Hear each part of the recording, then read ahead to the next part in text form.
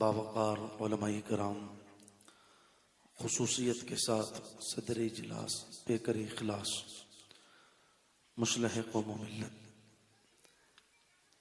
جناب حافظ فیروز صاحب قبلہ، بلبل باغ مدینہ جناب فردوس قادری صاحب، شہنشاہ ترنم جنید برکاتی صاحب و دیگر معزز علماء کرام، معزز سامعین، پردہ نشین خواتین، تقدس ماں، بزرگ اور دوستو، عزیز بچوں، السلام علیکم ورحمۃ اللہ وبرکاتہ۔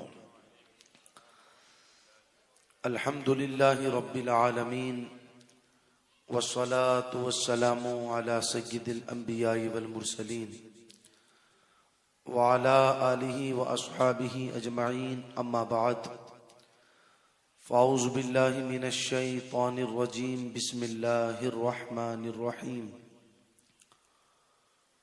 هو الذی ارسل رسولہ بالہدی ودین الحق لیظہرہ علی الدین کلہ، صدق اللہ العظیم وبلغنا رسولہ النبی الامین المتین المعین الکریم، ونحن على ذلك لمن الشاہدین والشاکرین، والحمد للہ رب العالمین۔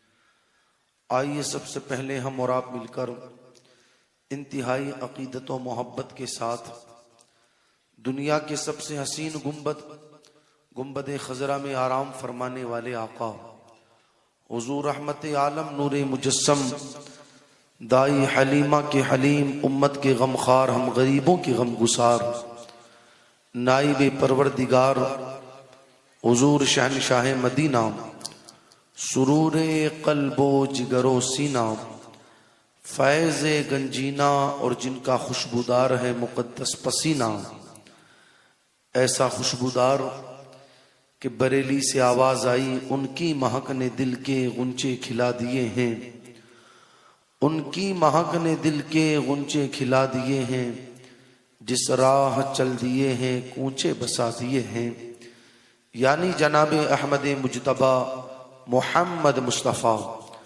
صلی اللہ تعالی علیہ وسلم کی بارگاہ مقدسہ میں اس عقیدے کے ساتھ کہ دور و نزدیک کے سننے والے وہ کان لعل کرامت پہ لاکھوں سلام، ہم یہاں سے پکارے وہاں وہ سنے، مصطفیٰ کی سماعت پہ پڑھیے درود پاک، اللہم صلی علی سیدنا و مولانا محمد مبارک وسلم، صلاۃ و سلاما علیک یا رسول اللہ صلی اللہ تعالی علیہ وسلم۔ اللہ تعالیٰ کا بے پناہ احسان و کرم کہ اس کی خاص توفیق سے ہم اور آپ تمامی لوگ کشن گڑھ کی اس سرزمین پر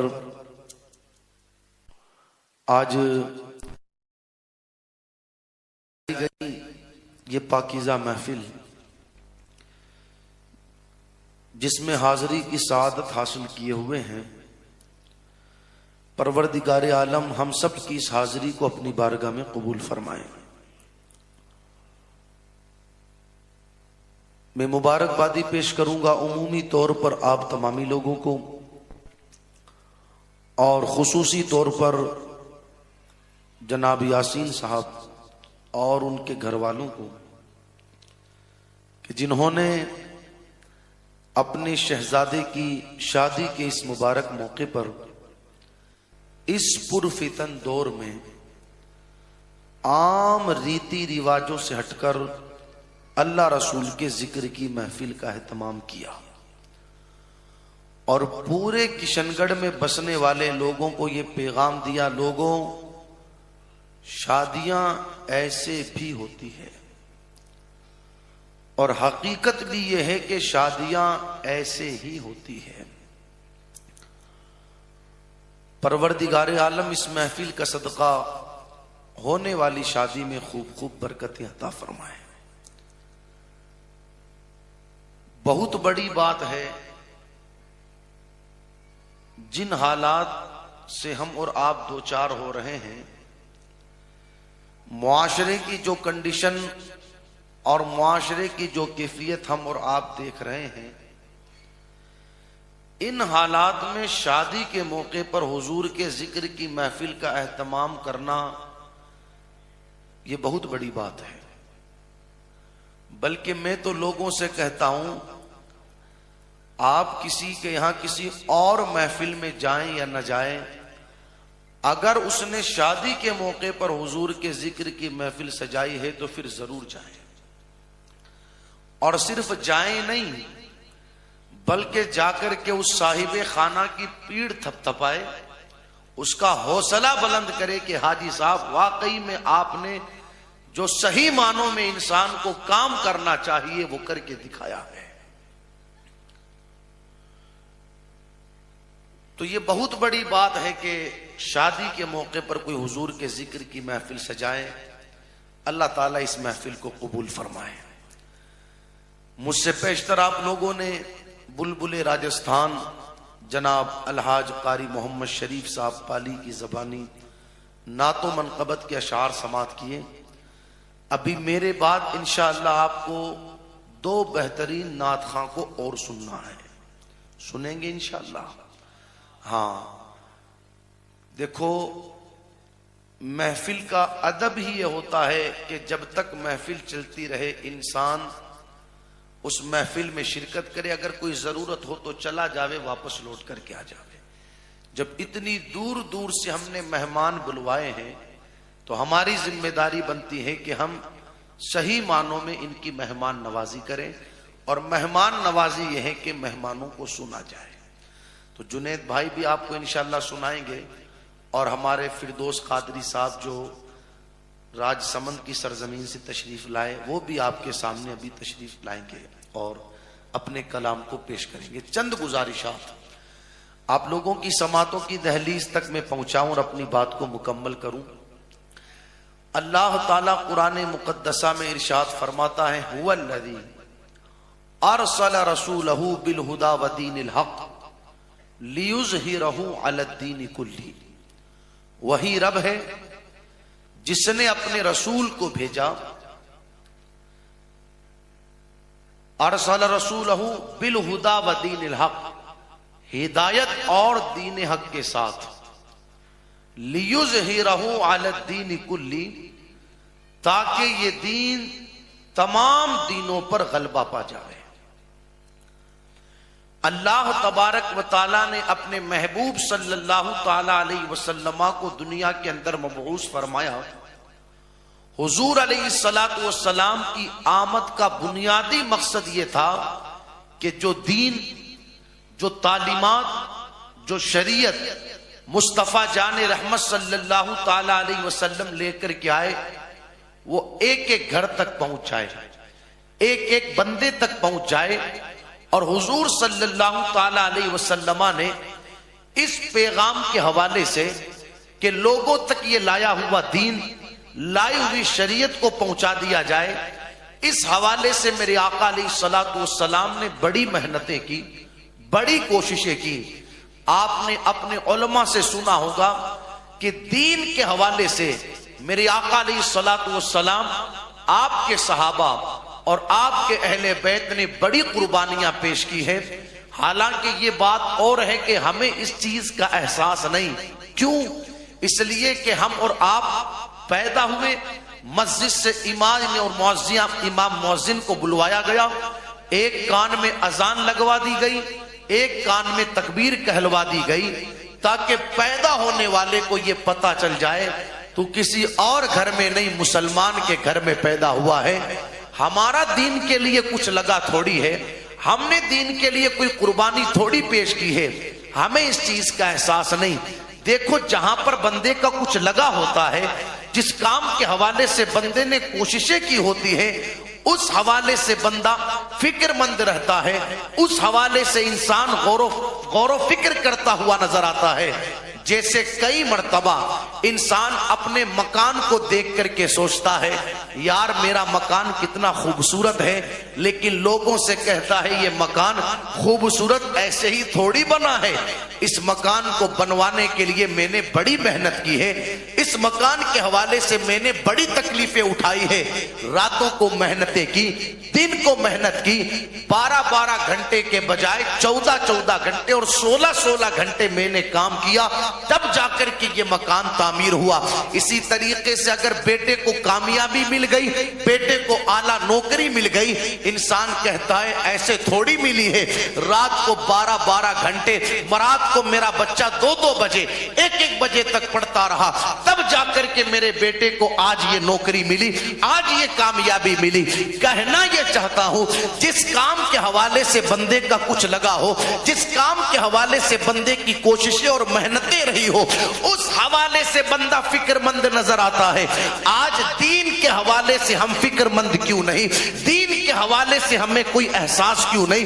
اس کی بنیادی وجہ یہ ہے بڑی آسانی کے ساتھ ہمیں دین مل گیا، ورنہ جن کو احساس تھا نا دوست کہ دین کے لیے ہم نے یا ہمارے گھر والوں نے قربانیاں پیش کی ہیں، ان کی تو کیفیت یہ تھی کہ سیدنا سرکار امام زین العابدین رضی اللہ تعالیٰ عنہ روزانہ 500 رکعت نفل نماز ادا کیا کرتے تھے۔ کیوں؟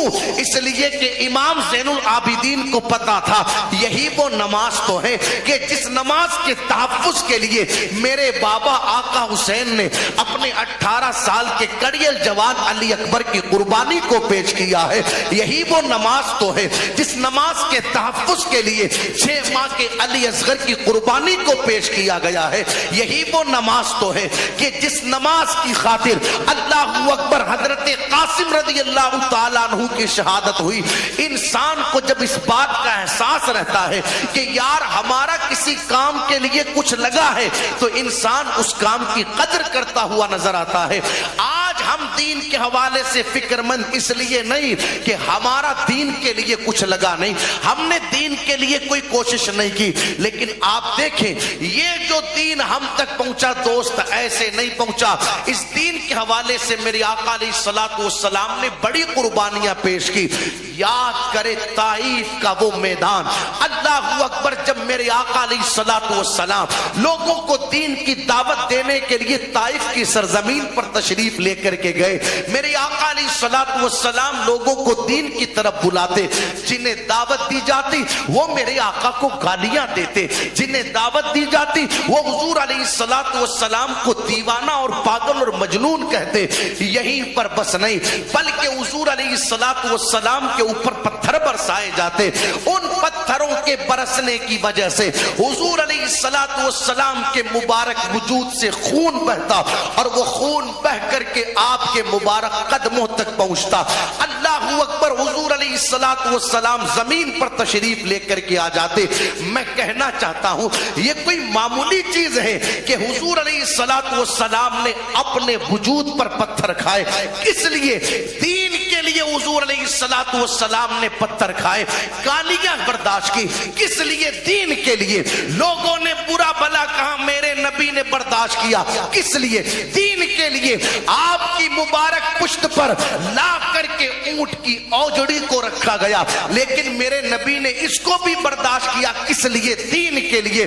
یہ جملہ میرے لیے کہہ دینا آسان ہے دوست، اور آپ کے لیے سن لینا آسان ہے، مگر محسوس تو کریں کیا کیفیت بنی ہوگی جس وقت پیغمبر اسلام صلی اللہ تعالی علیہ وسلم کے مبارک پاکیزہ وجود کے اوپر ان بدبختوں نے لا کر کے اونٹ کی اوجڑی کو رکھا۔ اللہ اکبر، ہماری کیفیت تو ہے یہ ہے، رکھنا تو دور کی بات، اگر کسی گلی کے اندر اوجڑی ڈالی گئی ہو ہم ادھر سے گزرتے ہیں تو ناک کو بند کر کے گزرتے ہیں، اس لیے کہ بدبو کی وجہ سے انسان کا دماغ پھٹنے لگتا ہے۔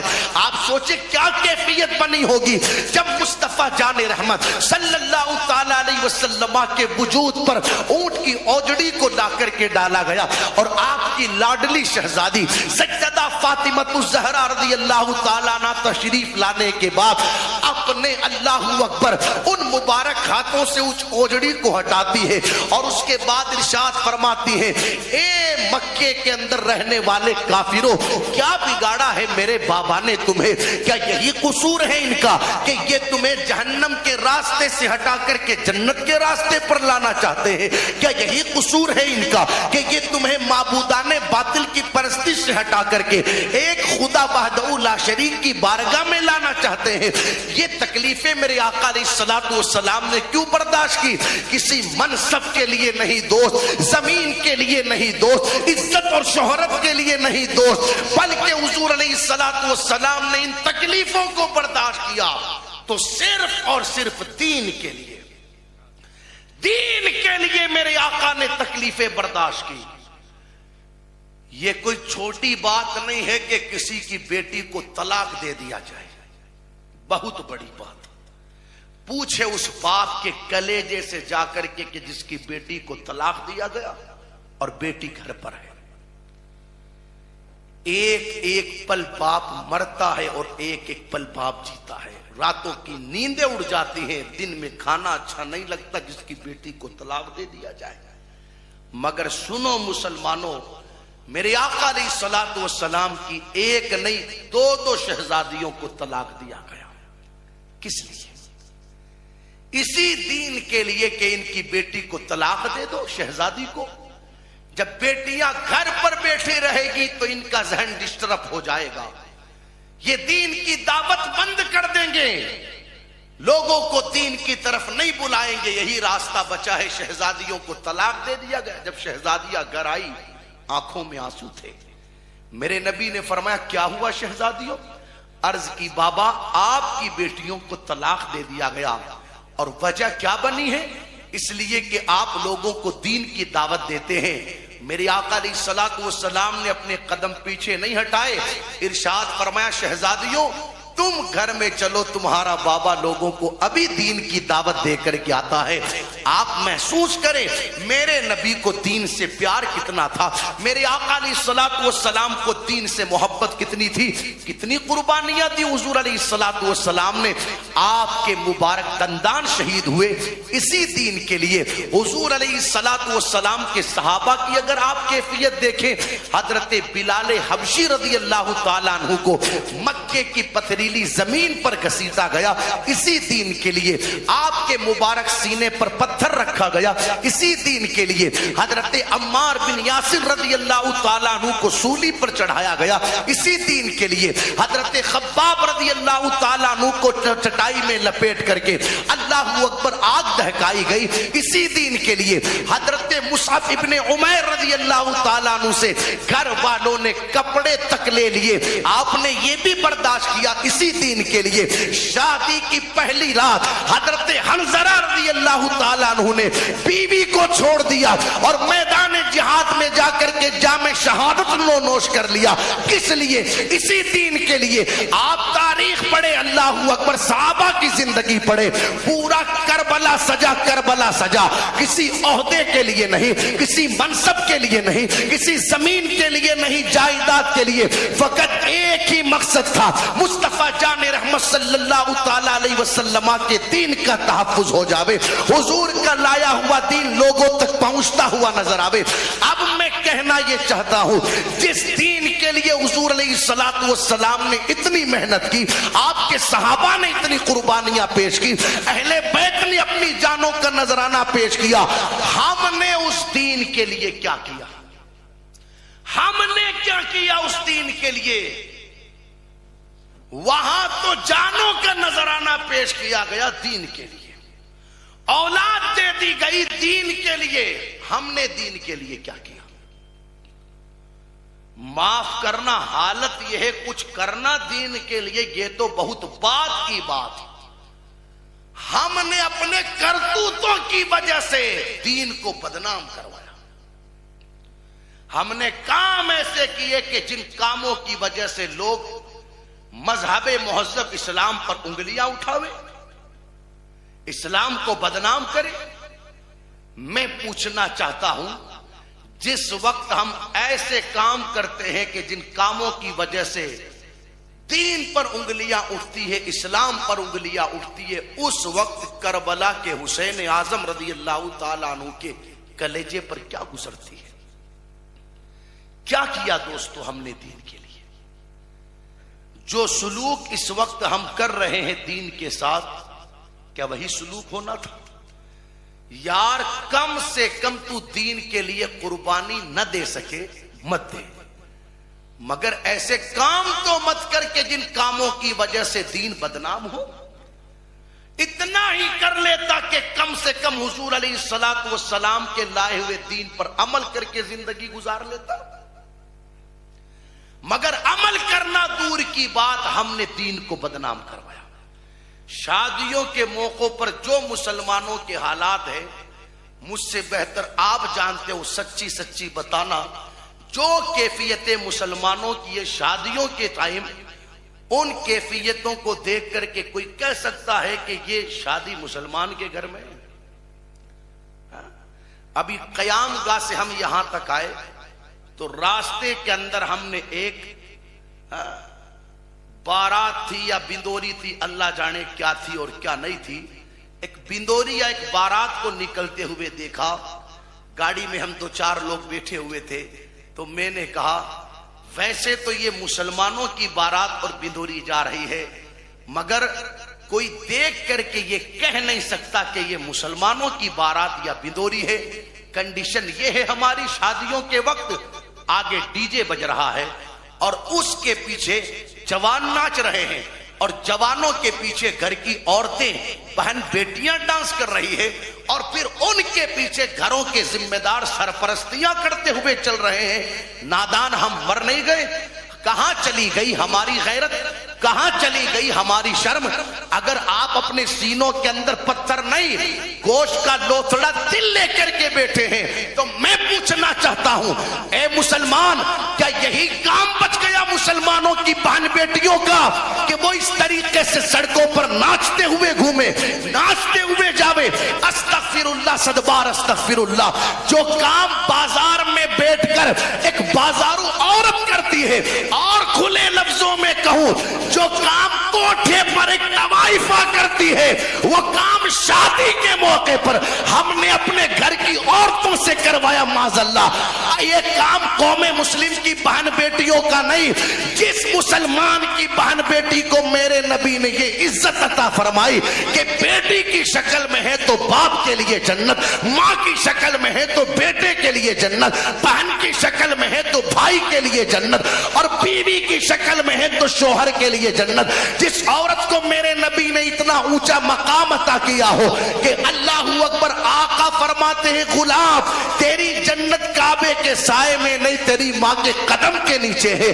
آج ہم نے یہ سلوک کیا اس عورت کے ساتھ کہ شادیوں کے موقعوں پر مسلمانوں کی بہن بیٹیاں ناچ رہی ہے، اور یہ کام کوئی چھپا چھپی میں نہیں ہو رہا، گھر کے ذمہ داروں کے سامنے ہو رہا ہے. بھئی سوچو تو صحیح، اتنے لوگ یہاں بیٹھے ہو، کیا کر رہے ہو آپ؟ نکاح عبادت ہے، عبادت. یہ باپ داداؤں کی بنائی ہوئی رسم نہیں ہے کہ 4 لوگ بیٹھ کر کے انہوں نے بنا دیا ہو. جس طرح اور رسمیں بنی ہیں تو نکاح بھی بن گیا. یہ مدینے والے کی سنت ہے، حضور کی سنت. اور ایسی سنت میرے آقا علیہ السلام نے ارشاد فرمایا، لوگوں نکاح میری بھی سنت ہے اور مجھ سے پہلے نبیوں کی بھی سنت ہے. کیسی سنت؟ میرے نبی نے ارشاد فرمایا، اذا تزوج العبد فقد استکمل نصف الدین فلیتق اللہ فی نصف الباقی. جس بندے نے نکاح کر لیا اس نے اپنے آدھے دین کو مکمل کر لیا. آقا فرماتے کیسی سنت ہے نکاح کرنا میرے آقا علیہ السلام کی؟ ارشاد فرماتے یا معاشر الشباب من استطاع منکم الباء فلیتزوج فانہ اغض للبصر واحسن للفرج. میرے نبی نے ارشاد فرمایا، جوانوں جب تم نکاح کے قابل ہو جاؤ، تمہاری عمر ہو جاوے نکاح کے لائق، تو اس وقت خبردار کسی کی بہن بیٹی کی عزت و آبرو کو تار تار مت کرنا، کسی کی بہن بیٹی کی عزتوں پر گندی نگاہ مت ڈالنا۔ فرمایا فَلْيَتَزَوَّجْ، جب تو نکاح کے قابل ہو جاوے تو پھر نکاح کر لیا کر۔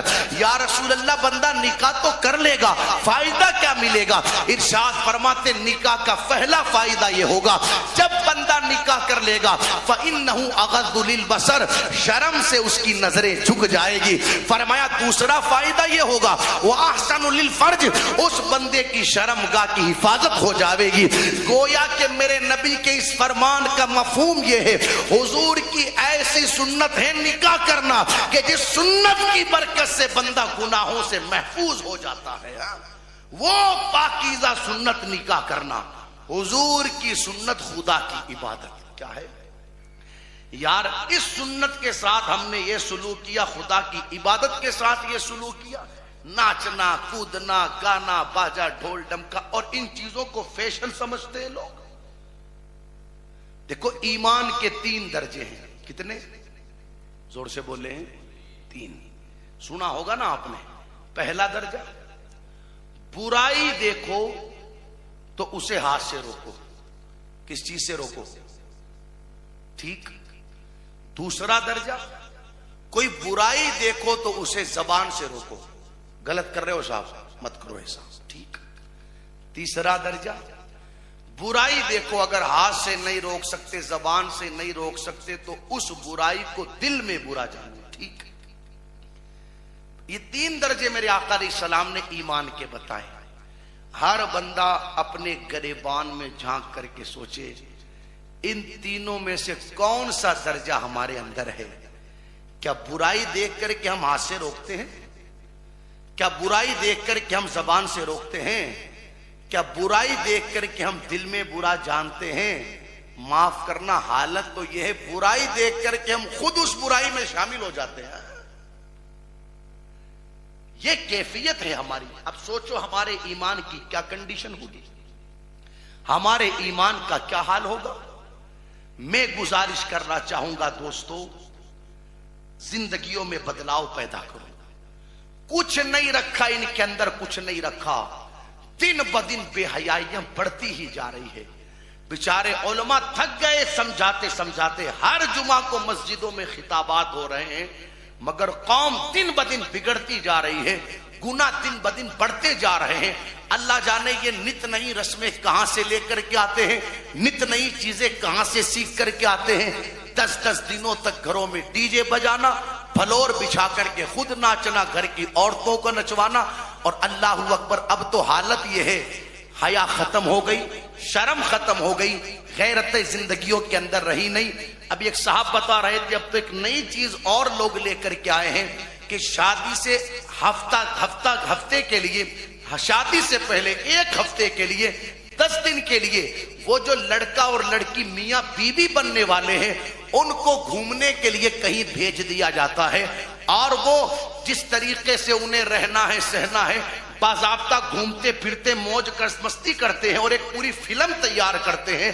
7 دنوں کے اندر، 10 دنوں کے اندر پوری فلم تیار کرنے کے بعد، کیسٹ تیار کرنے کے بعد، پھر جس دن ان کا نکاح ہوتا ہے اس نکاح والے دن ایک بڑی سی LCD لگوا کر کے اس پوری فلم کو اس LCD کے اندر چلوایا جاتا ہے تاکہ لوگوں کو پتا چلے نکاح تو ہمارا آج ہو رہا ہے، بے شرمیاں ہم نے پہلے کر لی ہے، نکاح تو آج ہو رہا ہے، غیرت ہم نے پہلے ہی بیچ دی ہے۔ یہ حال ہو گیا اس وقت معاشرے کا، اور گھر کے ذمہ دار ایسا لگتا ہے جیسے منہ میں دہی جم گیا ہو، کوئی بولنے والا نہیں، کوئی کچھ کہنے والا نہیں۔ اچھے حاجیوں کی حالت یہ ہے، اچھے نمازیوں کی حالت یہ ہے، مسجد کے اندر امام نے اگر اللہ اکبر کسی رکعت کے اندر بھولے سے بیٹھ گیا یا جہاں بیٹھنا تھا کھڑا ہو گیا تو پھر نماز کے بعد جو شور و غل کرے گا اور جو ہنگامہ کرے گا تو پھر پورا علاقہ اس ہنگامے کو دیکھتا ہے۔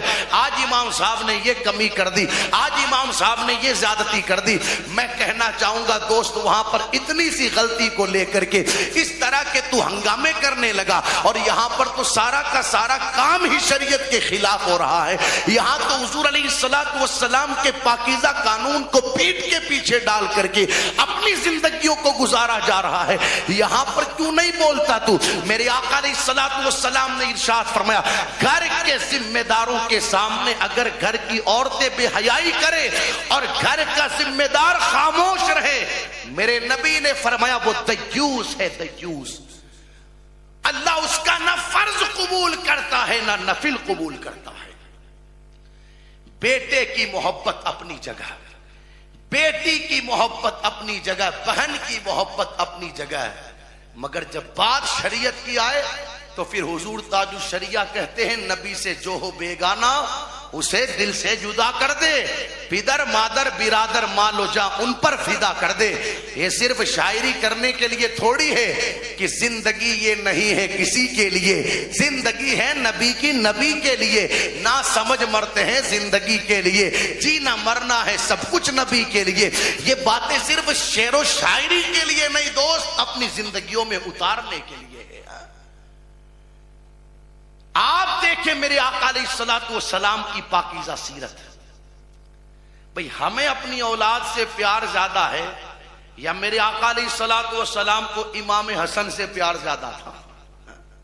हुजूर अलैहिस्सलाम को बेपनाह मोहब्बतें थी इमाम हसन से, लेकिन दुनिया की निगाहों ने देखा कि किसी दिन अगर इमाम हसन सदके की आई हुई खजूरों में से एक खजूर उठा करके मुंह में डाल ले, तो ये नहीं कि चलो बच्चा है खाली तो खाली छोड़ो, नहीं, बल्कि हुजूर अलैहिस्सलाम तशरीफ लाए, आपने शहजादे को गोद में लिया और मुंह में अपनी उंगली डाली और उंगली डाल करके वो खाई हुई खजूर बाहर निकाली और इरशाद फरमाया, शहजादे नबी और आले नबी के लिए सदका हराम है, सदका जायज नहीं।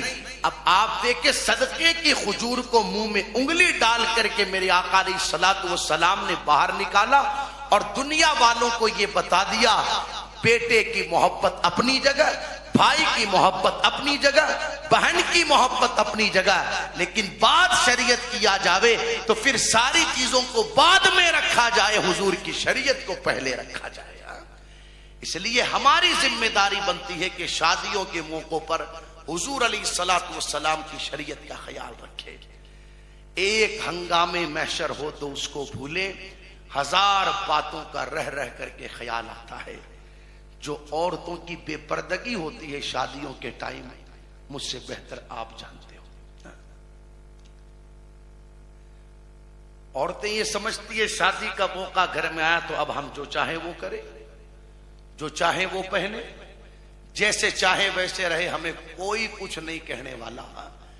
अगर ये जुमला किसी और मजहब के मानने वाली औरत ने कहा होता तो बात समझ में आती, मगर हमने कलमा मदीने वाले का पढ़ा है। ये बातें हमारी जबानों पर अच्छी नहीं लगती। हम हुजूर के गुलाम हैं, पहना वो जाएगा जिसको मेरे नबी ने पहनने का हुक्म दिया, रहा वैसे जाएगा जैसे रहने का हुक्म मदीने वाले ने हमें दिया। ये कौन सा तरीका? भाई शादियों के मौकों पर शरीयत किसी से उठ थोड़ी जाती है। भाई बंदा मुसलमान तो शादी के मौके पर भी तो रहता है, ये थोड़ी है कि शादी का टाइम आया तो 5-7 दिन के लिए शरीयत का हुक्म इसके ऊपर से उठ गया, अब जो चाहे वो करे। नहीं, शादी का मौका हो चाहे दुख की घड़ी हो, कदम बाद में उठेगा, शरीयत का ख्याल पहले रखा जाएगा। मेरी माँ बहनें भी मुझे सुन रही है, मैं उनसे भी गुजारिश करूंगा, खुशी मनाओ।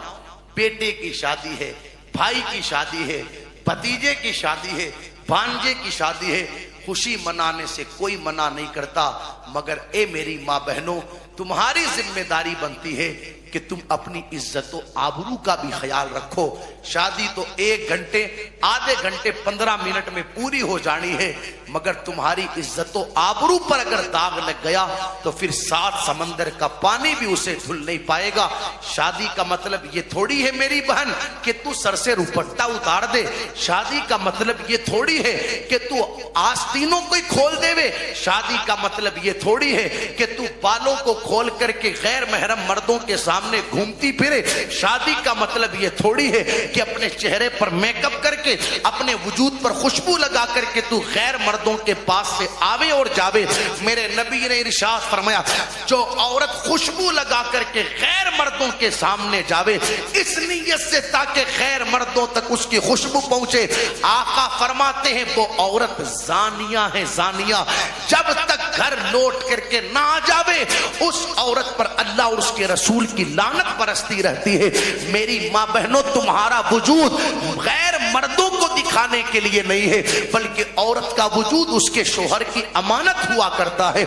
मेरे आका फरमाते हैं नेक औरत की पहचान ये है कि वो शोहर की गैर मौजूदगी में भी शोहर के माल की हिफाजत भी करती है और अपनी इज्जत और आबरू की हिफाजत भी करती है। एक औरत के लिए उसकी इज्जत और आबरू से बढ़कर ईमान के बाद कोई दूसरी चीज नहीं। शादी ने तो खत्म हो जाना है, मगर कम से कम अपनी इज्जत और आबरू को तो हम बदनाम ना होने देवे। भाई कपड़ा ऐसा पहने कि जिस कपड़े को पहनने के बाद कौम की बेटी की आबरू छुप सके। अब तो वजूद को खोलना ये फैशन बन गया।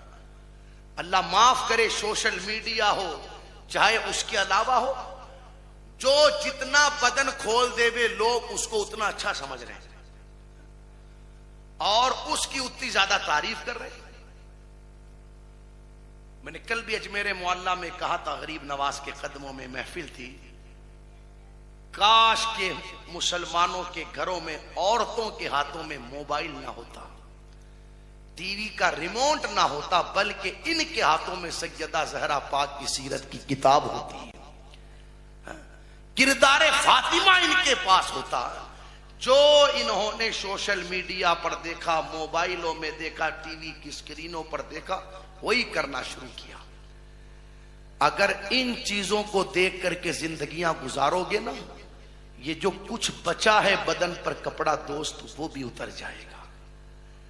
हमारी कामयाबियों का राज सोशल मीडिया नहीं, हमारी कामयाबियों का राज तो हुजूर अलैहिस्सलातु वस्सलाम के कदमों में है।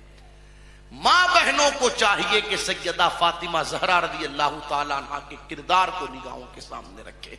बातें कहने के लिए कई सारी है, वक्त काफी हो चुका है, मेरे बाद दो मेहमानों को और सुनना है। शादी का उन्वान बड़ा तवील उन्वान है, मैं कहता जाऊं आप सुनते जाएं। दो जुमलों में बात यूं समझ लो, शादी का मौका हो चाहे कोई दूसरा मौका हो खुशी का या कोई गम का मौका हो, मुसलमान की ये जिम्मेदारी बनती है हर हाल में अपने अल्लाह का शुक्र अदा करे, इसलिए कि खुशी देने वाली जात भी मेरे अल्लाह की है और गम देने वाली जात भी मेरे अल्लाह की है। दोस्त तेरे घर में कोई तकलीफ आती है, कोई दुख की घड़ी आती है, कोई परेशानी आती है, तो तेरे सर पर टोपी भी आ जाती है, हाथ में तस्बीह भी आ जाती है, तू मुसल्ला भी बिछा लेता है और घर में कोई खुशी का मौका आवे तो फिर तेरी हालत ये होती है कि तुझे डीजे वाला याद आता है, गाने वाला याद आता है, बाजे वाला याद आता है। उस वक्त फिर तुझे मुसल्ला क्यों याद नहीं आता, उस वक्त फिर तुझे तस्बीह क्यों याद नहीं आती, उस वक्त फिर तुझे मस्जिद क्यों याद नहीं आती। ईमान वालों की शान ये होती है किसी भी हाल में रहे हर वक्त वो अल्लाह का शुक्र अदा करते रहते हैं। अगर आप नेमतों के मिलने पर खुदा का शुक्र अदा करोगे, उसका वादा है लइन शकरतुम लअज़ीदन्नकुम, तुम मेरा शुक्र अदा करोगे मैं नेमतों में इजाफा फरमा दूंगा। और आगे फरमाया वलइन कफरतुम इन्न अज़ाबी लशदीद, अगर तुमने मेरी नाशुक्री की तो फिर मेरा अजाब सख्त है। यार इन हालात में तो हमको कुछ समझ जाना चाहिए। जिस वक्त हम शादियों के मौकों पर फ्लोर लगा करके नाच रहे होते हैं, उस वक्त हमें फिलिस्तीन के वो तड़पते हुए बच्चे याद नहीं आते। सोचो, उनकी तस्वीरें सिर्फ मोबाइलों पर शेयर करने के लिए है। जिस वक्त हमारी बहन बेटियां डीजों के पीछे नाचते हुए जाती है, उस वक्त हमें फिलिस्तीन की वो बेवा माएं याद नहीं आती।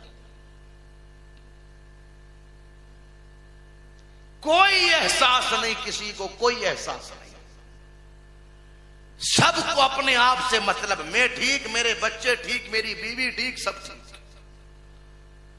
जबकि मेरे आका ने फरमाया ईमान वाले की शान ये होती है, पूरी दुनिया में कहीं पर किसी मुसलमान को तकलीफ हो तो पूरी दुनिया के मुसलमान बेचैन हो जाते हैं। जिस तरह बदन के किसी हिस्से में किसी भी हिस्से को तकलीफ हो तो पूरा बदन तड़प जाता है, उसी तरह ईमान वाले की ये शान होती है, कहीं पर भी ईमान वाले को किसी तकलीफ में देखे तो तड़प जाता है। हमें कोई एहसास नहीं, उन पर बम बरसाए जाए हमें कोई मतलब नहीं, हमें तो शादियों में पटाखे छोड़ने हैं, बरसते हैं तो बरसे उन पर बम, हमको क्या करना। माओ की गोदे उजड़ गई, उजड़ने दो, हमें क्या करना, हमें तो अपनी शादियों में मौज मस्तियां करनी है। कल कयामत के दिन अगर उन फिलिस्तीनी बच्चों ने खुदा की बारगाह में यह शिकायत की, मौला जिस वक्त हम पर जुल्म किया जा रहा था, जिस वक्त हम पर बम बरसाए जा रहे थे, जिस वक्त हमें भूखा और प्यासा तड़पाया जा रहा था, जिस वक्त हमें प्लास्टिक में लपेट करके उल्टा लटका दिया जा रहा था और उस प्लास्टिक के अंदर हमने घुट घुट करके दम तोड़ दिया था, उस वक्त ये मुसलमान थे जो हमारे गम को अपना गम ना समझकर बल्कि अपनी शादियों के मौकों पर इन्होंने मौज मस्तियां की। हमारे दुखों को देख करके इन्होंने अपनी खुशियों के अंदर जश्न का माहौल पैदा किया, खिलाफे शरा काम किए। मैं पूछना चाहता हूं उस वक्त हमारे पास क्या जवाब होगा? कम से कम इन हालात को देख करके तो हमको अपने अंदर बदलाव लाना चाहिए। समझो मुसलमानों, अपनी जिंदगियों में तब्दीली पैदा करो। कई सारे घर के जिम्मेदारान यहां बैठे हैं, जिम्मेदारों से मेरी गुजारिश है, खुदारा मुआशरे के अंदर सुधार पैदा करे। कुछ कहने को रहा ही नहीं। हाँ, सब आप बेहतर जानते हो इस वक्त क्या हालत है क्या नहीं। न बाप की शर्म है, न दादा की शर्म है, न नाना की शर्म। कल तक जो बेटा बाप के सामने मोबाइल पर बीवी से बात नहीं करता था, आज वो इंट्री के नाम पर 50 लोगों के सामने पहले दिन की दुल्हन का हाथ पकड़ करके घर में ले जा रहा है। अगर यहां पर भी इनको तुमने नहीं रोका, आज तो हाथ पकड़ करके ले जा रहा है, कल गोदी में उठा के ले जाएगा। इसलिए कि जो कौम बेशरम हो जाती है फिर उस पर कोई बात असर नहीं करती, वो कुछ भी करे। ये हुजूर की हदीस है, जिसके अंदर हया नहीं उसे छोड़ दो, उस पर कोई बात असर नहीं होने वाली। अगर हमने आज भी सुधार पैदा नहीं किया तो फिर ये दिन भी हम देखेंगे। अल्लाह ताला की बारगाह में दुआ है, परवरदिगार आलम कहने सुनने से ज्यादा अमल की तौफीक अता फरमाए। जो कुछ मैंने कहा अगर उसमें कोई गलती हो गई हो, अल्लाह ताला माफ फरमाए और परवरदिगार आलम हम सबको शरीयत मुताहरा के दायरे में रहकर अपने बच्चों की शादियों के कामकाज को अंजाम देने की तौफीक अता फरमाए। जब भी कोई काम किया कर शरीयत का, शादी का हो या कोई दूसरा काम, शरीयत को बदनाम करने से ये पहले ये सोच लिया कर, ये शरीयत ऐसे ही तुझ तक नहीं पहुंची दोस्त। जब मेरे आका अलैहिस्सलातु वस्सलाम के मुबारक सर का खून बहकर पांव की जूती तक पहुंचा है, तब जाकर के ये दीन तुझ तक पहुंचा है। कलमा शरीफ पढ़ लें, ला इलाहा इल्लल्लाहु मुहम्मदुर रसूलुल्लाह सल्लल्लाहु